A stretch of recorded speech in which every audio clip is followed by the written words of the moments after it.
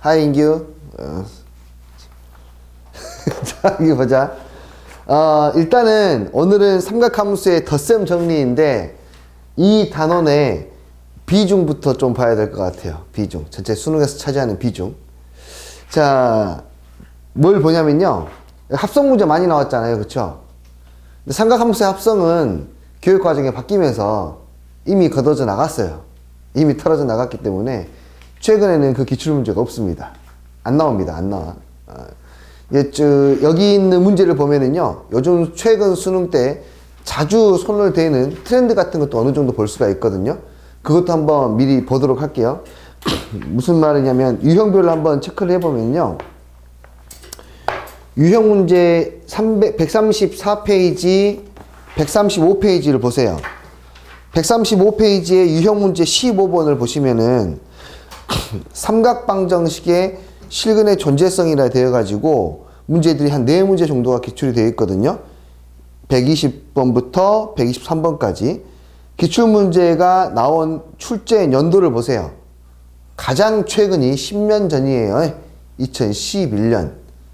이때에는 삼각방정식의 문제가 가치가 있었단 말이에요. 근데 지금은 삼각방정식으로 문제를 낼 바에는 삼각함수하고 다른 지수함수, 로그함수를 합성을 합쳐가지고 고백에 관한 뭐 함수라든지 만들어서 그렇게 해서 미분을 통해서 해를 찾게끔 나오는 게 일반적이지, 단순하게 삼각방정식만 가지고 문제를 내는 경우는 없다라고 보시면 될 것 같아요. 이해됐어요? 그래서 트렌드에서 많이 벗어나는 문제라는 거. 그리고 유형 문제 14번도 마찬가지. 가장 최근에 기출된 게 2014년 삼각함수의 합성을 이용한 삼각방정식의 해. 삼각함수의 합성 자체가 이제는 수능에는 안 나와요. 고1 때, 고2 때 공부하는 방식이랑 고3 때 공부하는 방식은 달라져야 되는데, 고3 때에는 철저하게 교육과정 위주로만 나옵니다. 수능 범위가 그렇게 되니까요. 그러니까 삼각함수의 합성이 들어있는 교과서가 있고 들어있지 않는 교과서가 있거든요. 근데 5종, 6종 교과서에 단 한 교과서라도 들어있지 않으면 그 소재는 수능에 쓰일 수가 없어요. 이해됐죠? 엄밀하게 교육과정에서 빠졌다라고 생각하시면 됩니다. 그래서 합성 문제가 많지만 뭐 그런 부분들은, 참고로 근데 합성은 알고 계시는 게 더 도움이 되긴 해요. 그런 상황이 펼쳐졌을 때. 하지만 수능에서는 그 상황 자체가 아예 펼쳐지질 않을 것이다 라는 거. 뭐 마찬가지입니다. 그 앞에 뭐 삼각함수의 덧셈 정리를 이용한 삼각방정식에 해서 유형 문제 13번 봐봐요. 유형 문제 13번은 뭐예요 이게? 백악공식이죠. 사인 2세타, 코사인 2세타, 이 친구들의 공식을 이용한 해를 구하는 거죠. 이것도 보시면은 가장 최근에 기출된 게 2015년입니다. 백악공식이 빠졌거든요. 덧셈 정리밖에 없어요. 교과서에는. 백악공식은 그냥 고등학교 2학년 때, 야, 이걸 알고 있으면 조금 더 편해. 과거의 기출문제들이 이게 많이 쌓였기 때문에 일반 문제집에는 정말 많이 활용하고 있어. 그리고 백악공식을 외우지 않아도 충분히 쉽게 유도할 수 있으니까 시험에도 충분히 내도 문제는 안 생겨. 하지만 수능은 달라. 수능은 철저하게 교육과정 위주이기 때문에 안 나옵니다. 이제 백악공식 자체도. 백악공식을 써야지만 문제를 풀 수 있는 건 없다 이거예요. 아시겠어요? 마찬가지예요. 유형 문제 12번 삼각함수의 합성의 활용. 가장 최근에 기출된 게 2016년인데요. 역시 이때에는 뭐 가능했겠지만 지금 불가능한 이야기. 5년 전이거든요. 2016 수능이면은. 내일 2021 수능이니까. 됐니? 자.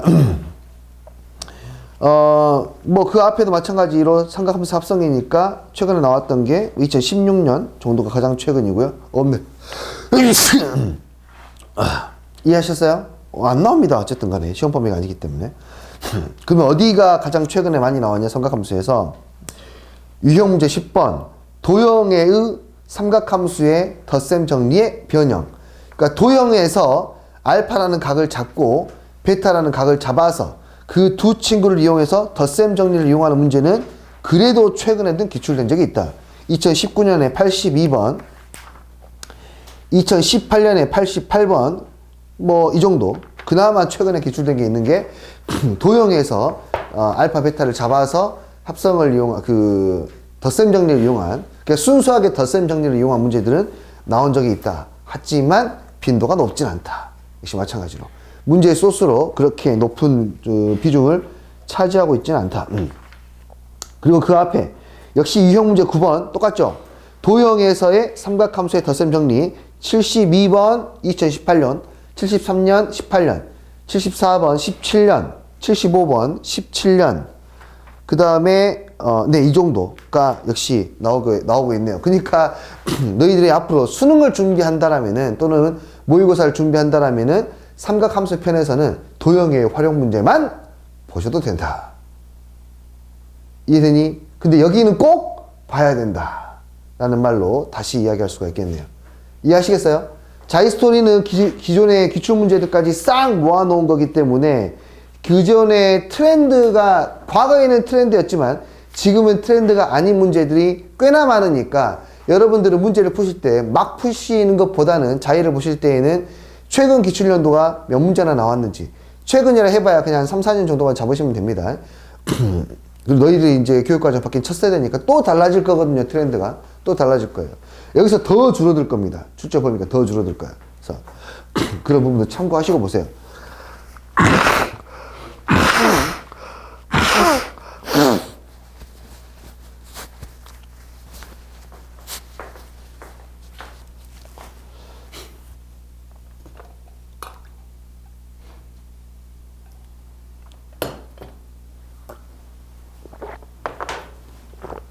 지금 확통을 하시는 분도 교실에 있는데 확통을 하시는 분도 자이스토리에서 확통에서 최근 기출문제가 많이 나와 있는 부분들 중심으로 보시면 되거든요. 보시면 딱 티가 나요. 그냥 티가 딱 나. 확통도 마찬가지야. 어떤 특정 단원에 최근 기출문제가 싹 몰려있어요. 이항정리에서 뭐 단순한 계수 비교하는 거라든지 딱 몰려있어요. 그래서 그런 부분들 주로 공부하시면 더 좋을 것 같습니다. 효율적으로. 시간이 부족할 때에는 그렇게 효과적으로 공부를 하시는 겁니다. 이해할 수 있겠어요? 자, 이제 어디에 많이 몰려있냐? 삼각함수 도형의 활용 문제랑 기출문제도 어디에 많이 몰려있냐? 이 바로 다음 단원이야. 삼각함수의 극한. 거기에 이제 집중적으로 몰려있어. 최근 기출문제들도 싹 몰려있어요. 거기에. 그러니까 이 다음 단원은 문제를 가급적이 꼼꼼하게 다 풀어보시는 게 좋아요. 삼각함수의 극한 부분은. 지수함수, 로그함수 극한도 마찬가지고요. 됐죠? 자, 그러면은 1등급 마스터 문제 하나씩 보도록 합시다.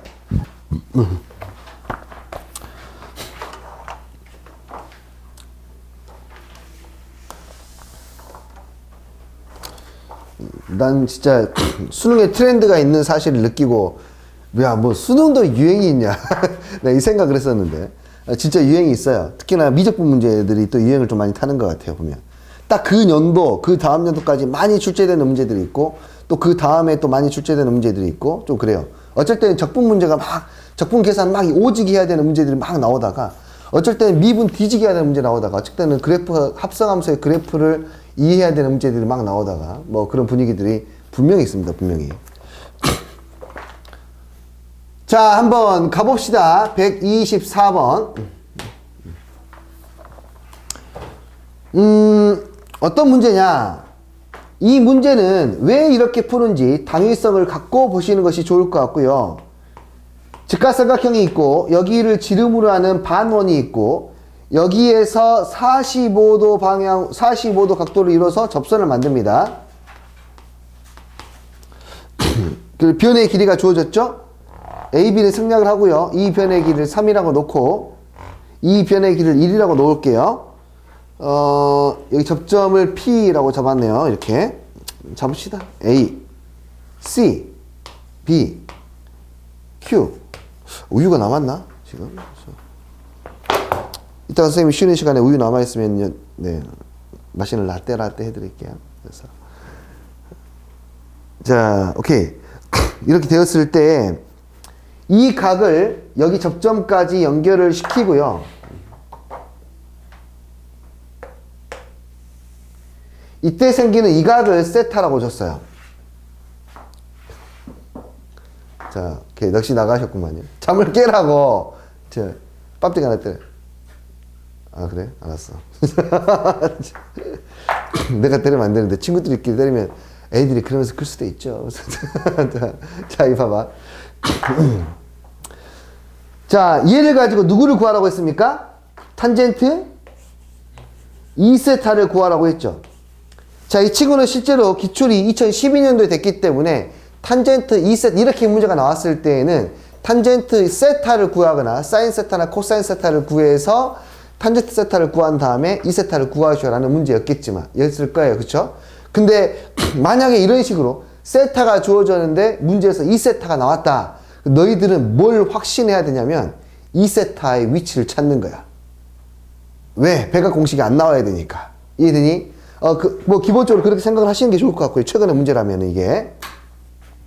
근데 여튼간에 이렇게 나왔을 때 우리는 뭘 해야 되냐면 내가 확실하게 알고 있는 도형을 봐야 되는데 내가 알고 있는 도형은 바로 이 삼각형 맞아요? 이 삼각형에 대한 정보를 다 알고 있단 말이에요. 그러니까 이 삼각형에 있는 각도 내가 다 표현할 수가 있죠. 이 각이 됐던 내가 원하는 대로 표현할 수가 있겠다. 그리고 중요한 게 보조선을 긋고 시작을 해야 할 텐데 원이 나왔고 접점이 나왔지 않습니까? 기본적으로 그려야 되는 보조선 체크하고 가야 돼. 원의 중심 O라고 했을 때 O하고 접점까지의 선을 연결을 당연히 시켜야 될 것이고 그때 이 각이 무슨 각? 직각이라는 거 체크를 해야 되겠죠. 근데 여기만 직각이 되는 게 아니라 여기가 세타니까 여기도 세타가 되는 거겠죠. 맞아요? 오케이. 여기를 쓸지 안 쓸지는 모르겠습니다만 2세타가 일단 되겠네요. 됐었어요? 오케이. 2세타가 나왔네요. 그러면 자, 그리고 나서 내가 이제 사용하지 않은 힌트를 살펴보니 45도라는 친구를 살펴보지 않았잖아요. 그리고 나는 이 각에 대한 정보를 전부 다 알고 있으니까 오케이. 잘 보면은 내가 사인 알파, 코사인 알파, 탄젠트 알파를 다 알고 있는데 세타에 대한 식들을 세타로 표현을 해야 되니까 세타와 R 사이의 관계식을 찾아야 되고 그럼 우리는 이 큰 삼각형을 보면 돼. 맞니? 세타하고 알파에 관한 관계식을 찾아야 되니까 큰 삼각형에서 보시면 여기가 45도 여기가 90도니까 여기에는 세타 2개하고 알파를 더한 게 나머지 각이 돼야겠지. 다 더해서 180도가 돼야 되는데 90도 잡아먹었고 45도 잡아먹었으니까 세타 2개랑 알파를 더하면 몇 도? 45도가 돼야겠죠. 세타 2개하고 알파를 더한 게 그러면 45도 4분의 파이가 되어야 되겠네요. 됐어요? 나왔네요. 2세타가. 2세타에다 뭘 대입하시면 4분의 파이 마이너스 얼마?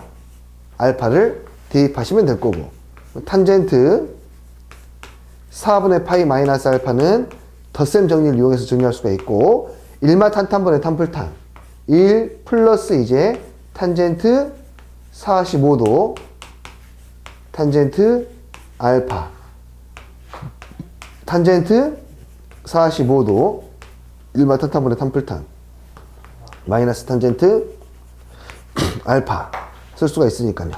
여기는 1 여기도 1 뭐 45도 4분의 8 만들어 쓰고 있네. 탄젠트 알파는 얼마예요? 3분의 1이네요. 탄젠트 알파 3분의 1 됐죠? 여기도 얼마? 3분의 1 해서 얼마분의? 3분의 4분의 3분의 2가 되겠습니다. 이해됐어요? 이렇게 해서 왜 저런 보조선을 당연한 겁니다. 저 보조선은 기본적으로 당위성을 갖고 생각을 하시면 될 것 같아요. 됐어요? 오케이. 125번이 좀 어려웠죠? 125번도 한번 보도록 하겠습니다. 자, 정삼각형이 있고요. 밑에 음악학원은 진짜 일찍 나오네.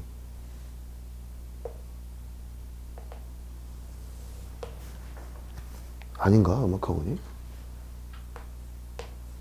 12분의 파이가 몇 도예요? 15도예요. 여기가 몇 도예요? 45도예요. 자, 이렇게 쪼개졌습니다. 그리고 여기를 지름으로 하는 원을 그렸어요. 이렇게. 아, 그림 안 이쁘다. 자, 그랬을 때 뭐라고 했냐? CD를 지름으로 하는 원을 평면 ABC에 그린다. 원위를 움직인 점 P에 대해서 CDP가 세타야. ADP의 넓이가 최대가 돼야 돼. ADP가 최대가 돼야 돼. 그럼 P가 AD는 밑변으로 일정하니까 P가 가장 높이 있을 때가 최대가 되겠지. 가장 높이 있다는 말은 AD에서부터 가장 멀리 떨어졌다는 뜻인데 AD에서 가장 멀리 떨어졌단 말은 무슨 말이냐면 원의 중심에서 AD의 수선을 내리면 반반 쪼개질 것이고 그대로 위로 올리면 바로 이 점에 있을 때가 최대가 된다는 뜻이잖아요, 지금. 맞아요? 이해되니?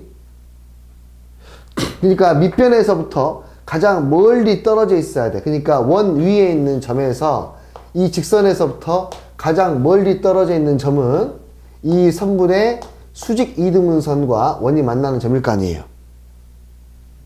이해하시겠어요? 오케이. 그러니까 당연히 여기에 있는 점이 가장 멀리 떨어져 있는 위치, 점 P가 될 것이고 이때가 삼각형 ADP의 넓이가 가장 클 때가 될 거예요. 그쵸? 그때의 각을 이제 잡으라는 건데 그때의 각이 CDP, CDP 여기네요. 이 각이 얼마이다? 세타이다 라고 하는 거예요, 지금. 아시겠습니까? 자, 그럼 보세요. 이제 선생님은 이걸 뺑뺑 돌아가는데 어저께 친구들은 나보다 훨씬 더 간단하게 풀었더라고. 나는 막 팽에서 긋고 난리가 났거든요. 근데 애들이 딱 보더니 그림 보더니 선생님 이렇게 하면 안 될까요? 라고 했는데 그게 훨씬 더 쉽더라고요. 자, 봐봐요. 일단은 원의 중심을 지나간 선이고 이 각이 세타니까 이 각도 세타라고 쓸 수 있지 않겠습니까? 그럼 자연스럽게 이 각이 나옵니다. 이 각은 두 각을 더해야 되니까 몇 도예요? 2세타예요. 그리고 보세요. 여기 있는 각이 60도 3분의 파이지 않습니까? 그러면 여기가 나와요. 두 개의 각을 더하면 되니까요. 그쵸? 30도에다가 여기 있는 각이 그럼 얼마가 됩니까? 3분의 파이에 플러스 얼마? 12분의 파이가 나온다고요. 얼마인가요, 그러면? 물론 관계가 없어요. 상관없습니다. 그럼 2세타, 여기서 지금 뭘 구하랬죠, 결국에? 2세타 구하는 거죠. 그러니까, 사인 세타, 코사인 세타는 여기에 2배를 하고 2분의 1배를 하면 이 친구가 사인 2세타잖아요. 됐죠? 사인 2세타를 구하라는 뜻이니까, 여기에 있는 삼각형을 가지고 사인 2세타를 구하면 되겠다고 생각을 하면 되는데, 사인 2세타는 지금 보시면, 여기가 3분의 파이 플러스 2분의 22분의 파이니까, 90도에서 빼면 돼요, 이거를. 이해돼요? 이 각이 몇 도예요, 지금? 12분의 몇 파이예요? 12분의 4, 12분의 5파이 맞니? 12분의 5파이는 몇 도예요? 75도. 오케이, 그럼 저기는 몇 도입니까? 15도라는 거야. 이거랑 똑같아, 각이. 됐니? 사인 2세타가 얼마예요? 15도야, 15도. 사인 15도를 외우고 있는 사람들은 바로 쓰면 되고, 외우고 있지 않으면 만들면 되는 거죠? 45도에서 몇 도를 빼면 되니까? 30도를 빼면 되니까. 사인 45도 마이너스 30도는 고, 풀, 싸 하면 되니까. 사인 45도, 30도. 45도, 30도를 하시면 되겠죠. 이해하시겠어요? 오케이. 이런 방식으로 이제 표현할 수가 있겠네요. 최근의 경향은 좀 아니네요. 그래서 이런 식으로 잘 안 나오거든요, 요즘에는. 약간 아재 감성이 묻어나는 문제입니다.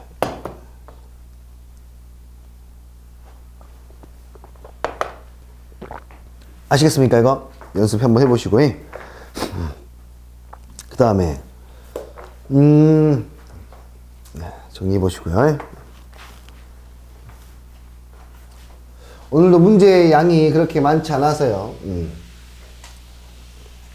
수업이 만약에 오늘 배워야 될 부분들이 빨리 끝나게 되면은 여러분들 개인적으로 질문을 좀 받고 앞에서 풀면서 잘 안 됐던 거, 이 앞 단원 그 앞 단원 상관없습니다. 자기 속도대로 문제를 푸시다가 안 되는 것들 다 질문을 받아들이도록 할게요.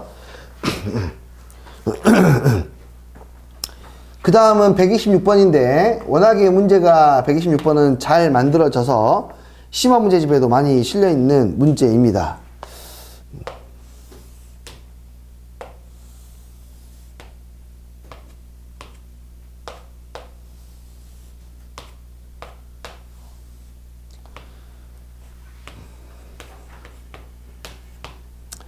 자, 뭐라고 했냐면 반지름의 길이가 1, 2, 4인 원 위에 존재한다고 했고요. P1, P2, P3가 같이 움직여요. 반직선 위에서, 아니, 원 위에서. 그런데 속도가 같죠? 속도가 같다라는 말은 같은 시간 동안에 이동하고 있는 거리가 같다는 뜻이야. 그치? 이해할 수 있겠니? 근데 P3가 이렇게 이동했단 말이에요, 지금. P3가 세타 각만큼 이동한 게 이만큼이에요, P3가. 그러면 요 길이는 얼마가 되는 겁니까? 4세타가 되는 거잖아요. 맞죠? 그럼 나머지 친구들도 뭐가 똑같아야 돼? 속도가 똑같으니까 간 거리가 똑같다고. 그러니까 저기에 있는 노란색의 길이하고 여기에 있는 보라색의 길이가 서로 같을 거 아닙니까? 보라색의 길이도 얼마가 돼야 되고 4세타가 돼야 되는 것이고, 이 4세타는 반지름 곱하기 중심각을 해야 되는데 반지름 2니까 이때의 중심각은 얼마가 되는 거예요? 그러면 2세타가 되는 거겠죠. 반지름 2니까. 됐니? 아, 이런 방식이면 나머지 하나도 마찬가지가 되겠죠. 나머지 하나도 요 길이가 역시 같겠죠. 얼마로요? 4세타로 같을 거야. 여기가 P3가 되면은 이때 반지름의 길이는 1이니까 어서 와라. 중심각의 크기는 얼마가 돼요? 4세타가 되는 거예요. 굿모닝. 중심각의 크기는 4세타 되는 거예요. 이렇게. 혹시 어머니가 깨워주셨니? 아, 일어나 좀. 야, 어머니 잔소리 안 하시디? 이게 학원에서 맨날 늦게 온다고 문자가 너 하시디? 자, 보겠습니다. 어쨌든 저런 상태입니다. 자, 그리고 뭐라 그랬냐면, 삼각형 ABP의 넓이를 S1, S2, S3라고 했는데, 자, 보시면은 삼각형 ABP나 ABP2나 ABP3나 밑변의 길이가 다 같죠? 그러니까 넓이의 B는 결국에는 뭐랑 같아요? 높이의 B랑 같겠죠? 자, 그러면 얘는 무슨 말이냐면, 그러니까 3S3가 2배의 S1 플러스 S2와 같다고 하는 것은 높이의 관계가 다음과 같이 된다고 생각해도 되잖아요. 그쵸? 높이. 이해되니? 높이는 간단하네. 높이는 Y값이니까 사인 값일 거 아니야. 그치? 이해돼? 그럼 저건 높이의 관계가 저렇게 된다고 생각해도 돼. 밑변의 길이랑 똑같으니까. 그러면 여기의 높이는 뭐예요? 반지름이 4니까 4 사인 세타가 되겠지. 이해되니? 자, S1은요. S3고. S1은 여기 있네요. S1은 반지름의 길이가 1이니까 여기의 높이는 1 사인 4세타가 되겠네. 오케이. 아하. 그 다음은요. 사인 2세타. 2 사인 2세타인가요? 높이가? 맞아요? 2 사인 2세타. 이렇게 나오겠네요. 자. 네, 언제적 문제라고요? 2013년이요. 그렇죠? 최근에 이런 문제 나올 수가 없겠죠. 4세트까지 어떻게 냅니까? 자, 이거 어떻게 하는 거예요, 지금? 방정식 풀라는 거예요. 삼각 방정식 풀라는 거야. 그럼 삼각 방정식을 푸는데 4세타까지 나와 있어. 여튼간에 저튼간에 정리를 해야 될 텐데 4세타부터 먼저 하나씩 차분하게 정리를 해볼 필요가 있겠어요. 자, 이 친구는 6 사인 세타가 됐고 사인 4세타를 정리하면 배각 공식을 써서 각을 반으로 쪼개보자.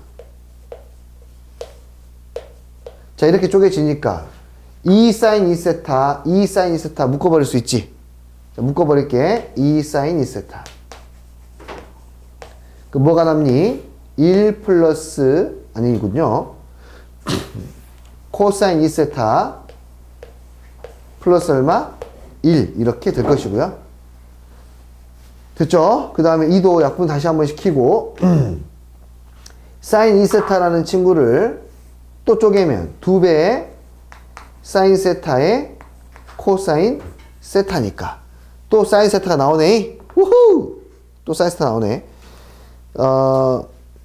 세타의 범위가 0부터 4분의 파이기 때문에 사인 세타는 0이 아니죠. 나누면 되겠네요. 이렇게. 자, 그러면 이쪽은 얼마가 되고 3이 될 것이고 여기는 2 코사인의 코사인 2세타 플러스 1인데 이 친구도 각을 떨쳐 봅시다. 앞에 코사인이 남았으니까 얘를 코사인으로 바꿔주는 게 좋겠지? 그치? 바꿔보자. 보고 있냐? 이렇게. 코사인 세타는 2 코사인 세타의 제곱에다가 얼마를 빼면 되니? 1을 빼면 되니까 사라지구만. 뭐가 남아? 2 코사인의 제곱이니까 4 코사인의 몇 제곱? 세제곱 나오구만. 오, 끝나버렸네. 그래서 얼마? 4분의 3입니다 라고 해결하실 수가 있겠죠. 이해됐어요? 오케이. 자, 네, 정리할 것을 정리하시고요. 별 거 할 게 없죠 지금. 네.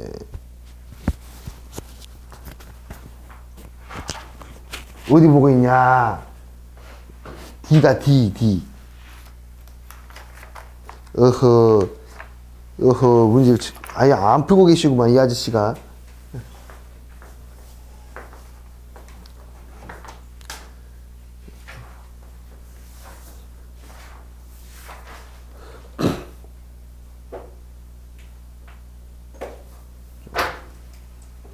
지울게요.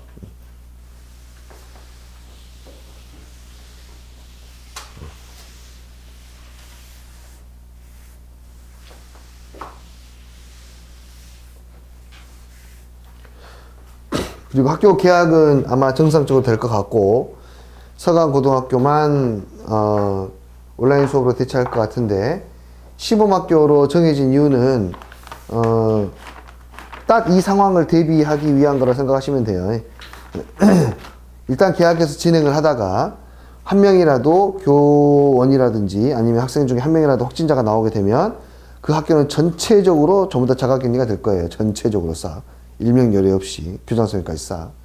자가격리가 되었을 때 온라인 수업으로 대체를 해야 되는데 그 대체를 하게 되면은 분명히 100% 문제가 발생한단 말입니다. 해본 적이 없기 때문에 예상하지 못한 문제들이 발생을 하게 되고 그 문제점을 미리 판단을 해서 상황을 대처하기 위해서 서강고등학교만 시범학교로 지정이 되어서 온라인 수업을 실시하게 되는 것 같고 그리고 코로나19가 이번에 뭐 끝이 나겠죠 언젠가는.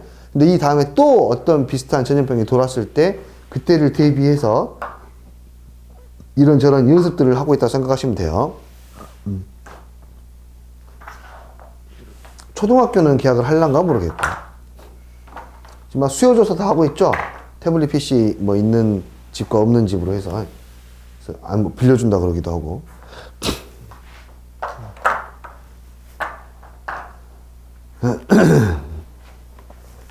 자, 잘 될 겁니다.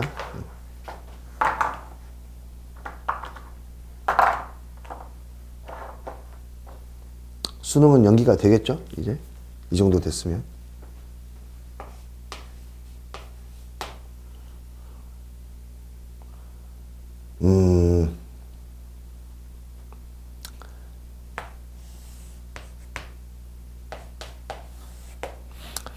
자, 어떤 127번은 이런 거예요, 지금.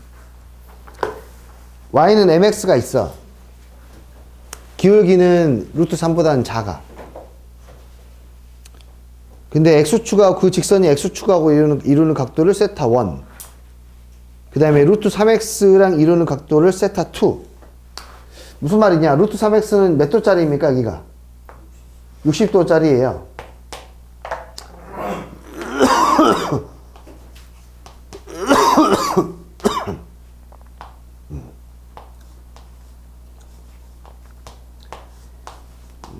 이렇게 만들겠다는 거죠. 보자마자 아하 세타 1과 세타 2의 합이 몇 도이다? 60도이다라는 관계식을 설정할 수가 있을 것이고 이거에 대해서 뭐 아주 간단해져 버렸죠. 3 사인 세타에다가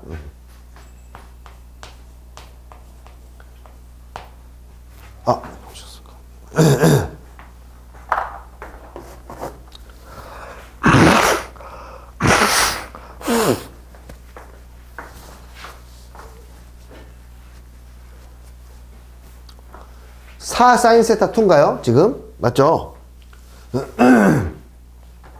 뒤에 문 닫아볼래요? 이 친구가 뭐일 때? 최대일 때 m의 값을 구하셔. m이라고 하는 것은 탄젠트 세타 1 맞니? 이 친구를 구하시오라는 거야. 자, 물론 합성이 굉장히 중요도가 낮아지긴 했지만 이 문제에 대해서 다시 한번 이야기를 하자라면 일단은 각 두 개에서 하나를 줄여야겠죠. 자, 그럼 얘는 세타로 이제 통일해서 쓸게요. 세타 2가 60도 마이너스 세타 1이니까 이 친구를 정리를 해버리면 3사인에 플러스 4에 싸, 고, 풀, 고, 싸가 되니까 60도에 세타에 60도에 세타에가 되니까 끝까지 풀어볼게 봐.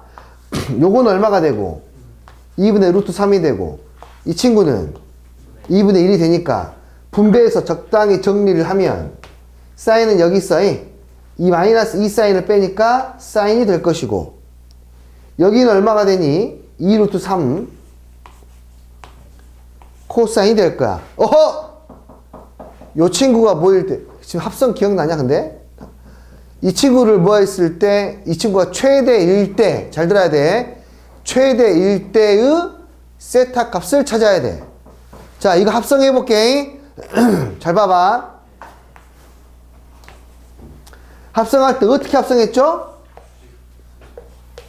몇 컴마 몇을 잡아서 1, 2 루트 3을 잡아가지고 이 각을 내가 알파라고 하면 여기가 루트 13이지 이제. 이 친구는 이렇게 바뀌었어요. 루트 13에 사인에 세타 플러스 얼마? 알파라고 구했는데 이때의 알파는 상수란 말이에요. 상수. 정해져 있다고 이 각이 자체가. 이해돼? 변수가 누구야? 세타야. 그러면 얘가 최대가 될 때는 루트 13일 때인데 그때의 세타를 구하라고 했단 말이야. 쉽게 구하자고. 얘가 최대가 되려면은 얼마 값이 최대값이냐면 1일 때가 최대란 말이에요. 얘가 1이 되려면 세타가 얼마이면 돼? 세타 플러스 알파가 얼마이면 돼요? 얘가 90도이면 되잖아. 그치? 얘가 90도이면 된다는 말의 뜻은 무슨 말이냐면 도형에서 바로 찾으라고 해. 세타를. 이게 원래는 여기에서부터 그러니까 세타 플러스 알파라는 말은 무슨 말이냐면 이것의 이 원에서의 높이를 다 봐야 되는데 높이가 사인이니까 어디서부터 시작하겠다. 요이시 똥. 알파에서부터 나는 세타를 시작할 거야. 이렇게. 여기서부터 세타가 1도, 2도, 3도, 4도, 5도, 6도, 독도는 우리 땅. 자, 쭉쭉쭉쭉 돌아가. 이렇게. 됐니? 그랬을 때 최대가 되려면 세타가 얼마나 더 진행을 해야 되느냐에 대한 이야기라고. 당연히 이만큼 오면 될 거 아니야. 이게 90도니까. 맞니? 그러니까 여기가 얼마인 거라고? 최대일 때 세타라고 해. 이렇게 찾는 거라고 해. 아시겠어요? 이해돼? 그때 무슨 값을 구하는 거야, 지금? 탄젠트 값을 구하는 거잖아. 계산이 필요 있는 거야, 이게 지금? 없는 거라고. 탄젠트 세타는 얼마냐고, 그래서. 2 루트 3분의 얼마? 1. 됐니? 이거 아시겠어요? 합성에서 최대가 될 때 각을 찾는 의미를 알아야 됩니다. 되셨죠?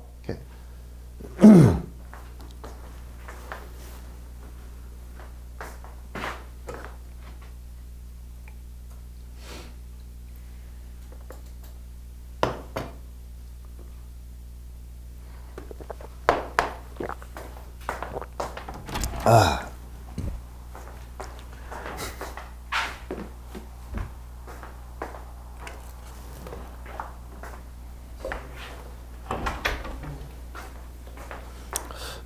준수 어제 일찍 잤구만. 네? 일찍 잤어 어저께. 어. 아니야? 오늘 근데 안 줬는데? 아씨, 못 봤어. 야씨, 자밍아웃. 안 졸았어? 어허. 몇 시에 잤어? 2시, 3시? 그 정도면 그래도 평이하게 잔 거 아닌가? 네. 몇 시에 잤어, 저게? 저 1시 반. 집에 가자마자 잔 거야?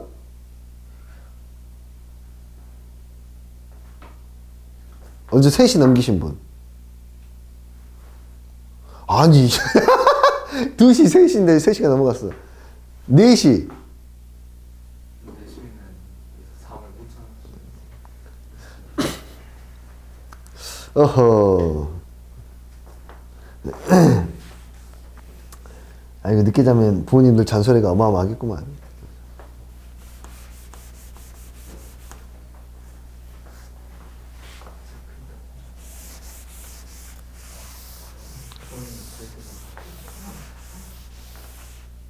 야, 지금 진짜 매도 먼저 맞는 게 낫다고. 우리나라 그래도 코로나 빨리 터지고 빨리 지금 죽고 있잖아요, 다행히. 그래서 마음 훨씬 더 편해. 이탈리아나 미국 상황 보면은 와 깝깝하더만 진짜 걔네들은 깝깝해. 진짜 깝깝하던데. 아니 걔 어떻게 살아? 진짜 어떻게 살아 진짜로. 경제 무너지면 난리 난다 지금. 지금 문재인 대통령 지지율이 엄청 올라가고 있거든요. 하루에 하루에 막 1%, 2%막 쭉쭉 올라가. 지금 55%야. 집권 3년, 지금 4년 차, 횟수로 4년 차. 만 약간 3년 조금 덜 된 상태인데. 55%의 지지율은 역대급이거든요. 보통 이 정도 넘어가면은 지지율이 뚝 떨어지는데, 사실 코로나 때문에 문재인 대통령의 지지율이 많이 올라갔어요. 아주 많이 올라갔어.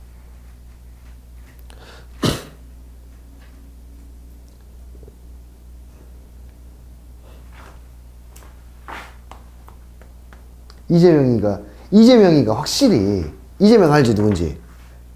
확실히 위기에 강해, 이 사람은.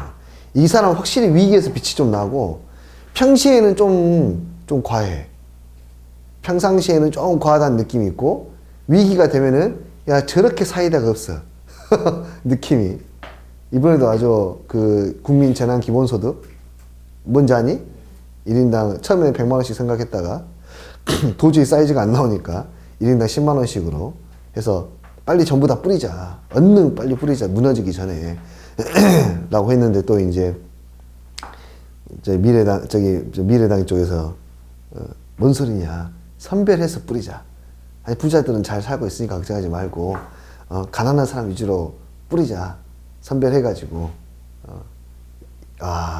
입장이 완전히 바뀌었거든요. 원래는 미래당 쪽에서 부자건 아니면 부자건 가난한 사람이건 공평하게 분배를 하자라는 게 보통 미래당의 입장이고, 그 민주당은 뭐 어떻게 그러냐. 잘 번 놈 거 뺏어다가, 이렇게 세금 걷어다가 못 사는 사람들 많이 뿌리자. 라고 하는 게 이제 그 민주당 의견이거든요. 근데 이번에는 워낙에 시급하니까, 너무 시급하니까 그런 거 선별하고 할 시간에 그냥 빨리 돈 뿌려서 경제를 돌게 하자라는 게 이제 이재명의 입장인데, 토론을 했거든요. 어떻게 하는 것이 좋은 것인가에 대해서. 나는 이제 천천히 들었지. 천천히 들으면서 이제, 이혜훈이랑 그 패널에 하는 이야기 듣고, 일리가 있어. 사실 저게 맞긴 해. 솔직히 여유 있는 사람들에게 돈을 주는 것보다는 지금 당장 일을 못하고 계시는 분들에게 지원해 주는 게 당연히 맞지, 사실 저게. 라고 생각하고, 와, 이거 사람들이 많이 이쪽으로 쏠리겠는데? 이것도 정책 시행하기도 쉽지 않겠는데? 하고 밑에 댓글을 봤거든요. 와, 댓글은 미래당 욕이. 아니, 빨리 주라고! 10만원이고 뭔가 안 해. 배고파 죽겠다고. 그래서 이제, 욕이 아주. 다 써져 있어서. 또, 지지율이 또 올라가더라고요. 이번에 투표하시는 분이, 여기서는, 3분. 공부로 바쁘겠지만, 누가 나온지 모르잖아요, 사실. 광성구에서. 나도 이번에 나 북구거든요, 쌤은. 누가 나오지 하고 이제 봤는데, 김경진 아니, 김경진? 어찌했을까이? 우병우 조사했던 최순실 청문회 때, 김경진 몰라? 우병우는 알지? 아따, 우병우 취조할 때, 그 청문회 때, 턱 깨고, 우병우한테, 여기 턱 깨고, 식사하셨어요? 그러면서 선배잖아, 우병우가. 김경진 검사 출신 그 국회의원 광주 출신. 아 몰라? 보면 바로 알걸? 어떻게 모를 수가 있지? 김경진을? 어찌했을까? 아이 그래요. 어째 기억이 안 났을까? 아 몰라 이거? 아 그 레전드를 모른다고? 아 김경진 존재감이 별로 없구나. 그 사람이 광주 북구 갑서 그 국회의원이거든요. 쌤 지역구 국회의원이거든요. 근데 걔가 국민의당이야. 옛날에 국민의당 안철수 있었던데 지금 탈당했는데 이번에 무소속으로 나오더라고요. 그래서 그래가지고는 이번에는 또 민주당에서 누가 나온지 보고 투표를 하려고 누가 나온지를 모르니까 유튜브를 검색을 했죠. 광주 북구 갑 국회의원 후보자 해가지고 그러니까 그 사람들이 이제 뭐 약간 연설해 놓은 거 몇 가지 있더라고. 그거 보고 나서 드는 생각, 아씨, 아, 인물 없다. 아니, 딱 느낌이 오는 사람이 없어. 말을 또 멋있게 한다라든지, 신념이 확 박혀있다는 느낌이라든지 이런 게 없어. 전부 다 딱 보면은 딱 외운 대로 말하고 있다는 느낌밖에 안 들어, 그냥. 외운 대로 말하고 있구나. 그런 느낌밖에 안 들어서. 안타까운 것 같아요. 저기 미래당은 그 광주에는 아예 후보 자체를 안 내요. 없어요, 후보가. 아예 후보가 없어. 민주당은 대구나 PK나 이쪽 다 내거든요, 내기는. 근데 그 미래당은 아예 못 내. 왜 못 내냐면, 옛날 한번, 이제는 지역 감정을 타파를 해야 됩니다. 라고 해가지고, 이제, 대구에다가 김부겸 내놓고, 막 엄청 뛰어난 인재들을 대구에다 넣어불고, 그리고 부산에다 넣고, 경남에다 넣고 했거든, 민주당도. 그러니까 간간히 한 번씩 당선이 돼. 좀 괜찮은 사람들은. 아슬아슬하게. 그리고 새누리당도, 그때는 새누리당, 한나라당, 그 친구들도 우리도 한번 광주를 뚫어보자. 광주는 뭐 들어갈 수가 없으니까. 광주를 뚫어보자 해가지고, 진짜 능력 있던, 얼마 전까지 청와대에서 근무하던 놈을, 청와대에서 일하던 놈을 광주 서구청장 후보로 보냈어. 구청장으로. 시장도 아니고. 그러니까 굳이 쬐깐하잖아. 청와대에서 일하던 사람이 구청장 후보로 왔어. 그거 보고 와, 씨 대박인데? 와, 이런. 그러니까 근데 그때 당시에는 광주는 민주당 깃발만 꽂으면 무조건 당선이라서 민주당에서는 진짜 허접한 놈을 내보냈어. 진짜 싸움 못한 놈하고 진짜 싸움 잘하는 놈 붙여놨어, 이렇게. 누가 봐도 이쪽이 이겨야 되잖아요. 여론조사를 했는데 이기는 거야. 새누리당이 이렇게. 우와, 드디어 광주도 바뀌는 거야. 드디어 광주력에도 나는 약간 좀 깊었어. 한 명은 좀 필요했어. 왜냐면 그게 만약에 항상 민주당 깃발만 꽂으면 당선이 되잖아요. 그러면은 절대 좋은 사람 안 보내. 경쟁력 있는 사람 안 보낸다고. 그냥 허접한 사람들 보내. 그럼 발전이 또 안 되지, 나라는. 이번에 좀 되면은 위기의식을 느끼고 여기서도 좋은 사람들을 이렇게 넣지 않을까라고 생각했는데, 선거 결과가 진짜 허접한 놈하고 정말 뛰어난 놈 붙였는데 져버렸어. 그 뒤로 다시는 안 내. 다시는 안 내, 다시는. 이제 조금씩 시대가 바뀌었으니까 한 번씩 또 내볼 만도 한데, 이번에 광주 북구갑 선거 후보들 보고는, 김경진을 다시 한번 뽑아야 되나. 근데 이놈 무소속이라서, 새로 뽑아야 되나 고민이 되더라고요. 정보가 없으니까. 투표할 거지? 사표를 냈더라도 투표를 해라. 누가 누군지 모를 거야, 아마. 국회의원, 사실 대통령도 누가 누군지, 누가 좋은 놈인지 나쁜 놈인지 모르는데, 국회의원은 어떻게 알아? 다 보면, 그냥 다 처음 본 아저씨들인데, 그냥. 어떻게 판단하시면 되냐면, 팜플렛이 오거든요? 집으로. 투표하라고. 팜플렛이 오면 거기에 이제 공약들이 있어, 공약. 공약은 내가 당선이 되면 이걸 하겠다는 약속 같은 건데, 공약을 다 보지 마. 어차피 공약 거의 다 실천 못 하거든요? 공약에 우선순위가 있어. 1번부터 뭐 100번까지 막 쭉 우선순위가 있어요. 1번부터 한 5번 정도까지는 실현 가능성이 높아. 그것만 봐. 1번부터 5번까지. 나에게 유리한 게 뭔가. 학생의 입장에서 또는 나의 미래를 위해서 나에게 유리한 것이 무엇인가. 내가 나중에 미래를 살기 위해서 그것만 봐. 그거 보고 뽑던가. 그리고 거짓말일 수도 있잖아요. 인상을 봐야 될 거 아니야. 말투도 봐야 되고. 그거 보고 싶으면 유튜브로 보세요. 유튜브로 광주 광산구, 여기가 갑인지 어딘지 모르겠는데, 광주 광산구로 검색하셔가지고 그 사람들 이야기하는 거 한번 들어. 한 5분에서 10분밖에 안 걸리니까. 보면 대충 나오지 않나? 저 사람 상 인상이 좋네. 조금 예반데? 막 이런 느낌이 들 거예요. 그래서 그런 사람들이 있으면 뽑으시면 됩니다. 사실 정치 교육이 조금 미리 돼야 돼요. 사실 초등학교 때부터 정치 교육이 돼야 되는데 우리나라는 공무원이 정치적 성향을 띠고 있는 것 자체가 불법이라서 중립을 지켜야 되니까 사실 이제 학교 선생님들도 수업 시간에 이야기를 자주 해야 되거든요. 보수적 성향을 갖고 있는 선생님, 진보적 성향을 갖고 있는 선생님이 자꾸 이야기를 하면서 너희들이 스스로 저 말이 맞네. 저 말은 아닌 것 같은데 이런 판단을 어렸을 때부터 하게끔 해야 되는데 지금 아예 막아놔 버리니까 막상 투표권이 주어져도 뭘 해야 될지 몰라. 그냥 내가 어렸을 때 나는 무조건 1번 찍어야 돼 아빠 라고 했던 거랑 똑같은 거야. 어렸을 때 대통령 선거를 하는데 어머니 아버지가 투표하러 가신대요. 엄마 아빠 어디가? 투표하러 가지. 아빠 엄마 1번 찍어 1번. 왜 내가 1번 찍으라 했냐면 1번 1등이니까 어렸을 때 마음으로는 초등학교 때였으니까 1번 1등이야 1등 1등이니까 1번 찍어 1번 아저씨 잘생겼어. 내 1번이 누구였게? 노태우였어 노태우. 아버지가 돈 났거든요. 뭔 1번을 찍어 이 새끼야. 나 아무것도 모르는 돈 났어 씨. 그때 김대중 대통령 찍어야 된다고. 그때 노태우 김대중 김영삼 남았는데 김영삼하고 김대중이가 같은 팀이었어 여당에. 그리고 노태우 한 명 있었어. 김영삼이가 김대중과 김영삼이가 원래 둘이 가위바위보를 해서 쉽게 말해서 이긴 사람만 출마를 하고 같은 팀이니까 한 명만 출마를 하고 한 명은 뭐 해야 돼? 그냥 이렇게 1대1로 붙게 만들어야 돼 노태우랑. 그 압도적으로 이겼거든요. 압도적으로 이겼는데 문제가 뭐냐면 가위바위보 졌는데 몰라 씨 나 나갈 거야 나가버렸어. 그래가지고 투표를 갈라먹으니까 노태우가 1등 돼버렸어. 그래서 대통령 된 거야 노태우가. 누가 가위바위보 친 거예요? 영삼이지. 노태우가 아니라 김대중이 당선된 거 아니에요? 너 김대중 그 뒤에 됐지. 그 노태우 다음이 김영삼 씨가 되고 김일성 대통령이 되고 그 다음이 이제 김대중 대통령이 되고 그 다음이 노무현 대통령이 되고 그 다음이 이제 명박이 근해 이렇게 나오기 시작하지. 이게 네 그렇게 말하면 안 되죠 대통령인데. 진짜 잘해야 돼요 여러분들. 그 투표권이 있으신 분들은 지금부터 좀 진지하게 하는 연습들을 해야 돼요. 여러분들이 바꿔야 됩니다.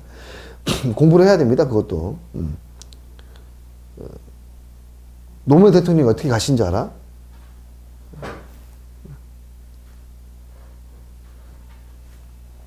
이건 진짜 잘 봐야 돼. 언론을 정말 잘 봐야 되거든요. 거의 대부분의 언론은 보수야 보수. 거의 대부분 언론은. 노무현 대통령이 됐을 때 거의 대부분의 사람이 기립박수를 쳤어. 어떻게 저런 사람이 있지? 지금까지 한 번도 보지 못한 대통령이었어. 진짜로 정치하는 사람이 아니라 진짜로 우리를 위한 사람이라는 느낌이 확 들었거든. 그냥 연설을 한 거 들어보면 저 사람은 정말 저 사람이 되면은 우리가 정말 행복해질 수 있을 것 같다는 느낌이 정말 강하게 들었어. 정말 국민을 위한 대통령이었거든요. 그런데 그 노무현 대통령이 내가 대통령이 됐을 때 일단은 바꿔야 될 게 두 가지가 있다. 가장 시급하게 바꿔야 될 게 두 가지가 있다. 그것부터 내가 대통령이 됐으니까 바꾸고 시작해야겠다 생각한 게 두 가지가 있는데 하나가 언론이고 하나가 검찰이야. 노무현 대통령이 아무래도 변호사 출신이니까 검찰이 얼마나 문제가 많은지를 이미 알고 있었단 말이에요. 언론은 너무 편파적으로 그냥 악의적으로 편집해서 이렇게 여론을 주도하는 게 있어서 처음에 언론을 싸웠죠. 대놓고 조중동이라는 표현을 썼거든요, 대통령이. 그 전에는 한 번도 대놓고 그렇게 표현하진 않았어요, 대통령이. 조중동, 조선일보, 중앙일보, 그 동아일보. 이 친구들이 거의 대부분 이제 보수 쪽이라서, 김대중 대통령이 잘못을 하거나 잘하거나 관계없이 계속 까요, 무조건. 평가, 칼럼니스트가 무조건 다 까. 그래서 여기를 잡아야겠다 싶어서 조중동을 압박을 하기 시작했어. 압박을 했어. 대통령이 압박을 하면 당연히 무너져야 된다는 생각을 했는데 조중동은 생각이 달라. 뭐야? 대통령 나무라기가 우리를 건드려? 우리를 건드리면 어떻게 되는지 보여주지. 하고는 조중동이 모든 기사를 노무현 대통령 까는 기사로만 다 올려. 까는 기사로만 다 올려. 그러니까 처음에는 국민들이 이래. 이 새끼 조중동 이 새끼 또 시작이네. 또 시작이야. 라고 했다가 그 노출 정도가 굉장히 길어지니까 이거 진짜 잘못하고 있는 것 같은데? 아, 이건 좀 아니지 않나? 라는 식으로 조금씩 이제 쇠뇌가 돼. 그러다가, 아, 노무현, 아, 이놈 새끼 하면서 이제 국민들이 다 욕을 해. 그게 언론이야. 여론을 조작하는 거야. 자기를 뜻대로. 그 뭐랑 똑같냐면은 군대 가잖아요. 그 선임병이 했을 때는 선임병이 마음에 안 드는 후임병이 있으면 갈구는 방법이 있어. 마음에 안 들어. 저놈 정신교육 시켜야 돼. 어떻게 갈구는지 아냐? 군대에서 옷을 입어. 팬티를 입고 바지, 레이라스를 입고 전투복을 입는데 그 친구가 바지를 먼저 입고 있어. 그럼 욕을 해. 야, 너 뭐하니 새끼야? 네, 뭐 말입니까? 너 왜 바지부터 입냐? 아, 상의부터 입는 겁니까? 멍청한 놈이네. 갈고. 다음날 이제 얘는 상의부터 입어. 너 뭐하냐 새끼야? 에, 뭐 말입니까? 변태냐? 왜 상의부터 입냐? 진짜 이렇게 갈구거든요. 마음에 안 드는 후임이 있으면요. 그냥 바지부터 입으면 바지부터 입은다고 혼내고 상의부터 입으면 상의부터 입은다고 혼내. 그러니까 대통령이 어떤 정책을 실시하더라도 다 혼낼 수 있어. 무조건. 깔라고 마음하면 다 깔 수 있어. 왜 그렇게 하냐고. 아니 왜 왼쪽으로 가세요? 오른쪽으로 갈까요? 아니 왜 오른쪽으로 가세요? 한번 직진할까요? 아니 가만히 있어 그냥. 후진을 하던가. 이렇게 되는 거지. 그래서 이제 뒤지게 까이다가 언론이 여론이 약해져. 노무현 대통령 지지하던 세력도 약해져 버렸어. 진짜 잘못한다고. 지지율 허블나게 떨어졌거든요. 그리고 하여튼 그러면서 동시에 싸움을 한 게 검찰이었어. 검찰한테 검사들하고 이제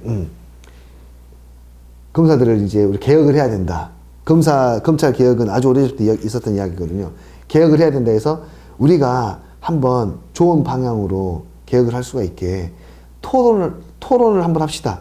검사들과의 대화를 진행을 했어요, 이제. 노무현 대통령하고 1대4로 토론을 한번 합시다. 그래서 진짜 옳은 방향으로 우리가 한번 가봅시다. 라고 했더니 일개 검사 나부랭이가 그때도 오병구가 있었거든요. 그 검사 나부랭이가 노무현 대통령한테 개기기 시작하지.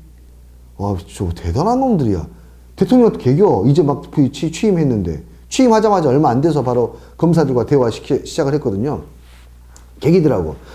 이렇게 해서 제가 이렇게 해서 검찰들이 약간 바뀌어야 된다는 것을 본인도 잘 알고 계실 거예요. 검찰 측에서 잘 알고 있을 겁니다. 그러니까 토론을 통해서 우리가 한번 진지하게 그 방향을 잡아보려 합니다. 했더니 검사가 뭐라 했냐면, 아니, 토론 전문가인 노무현 대통령하고 토론의 비전문가인 저희하고 붙으면 당연히 저희가 지죠. 토론으로 저희를 또 토론으로 저희를 뭉개시겠다는 거 아닙니까? 라고 이렇게 개겨.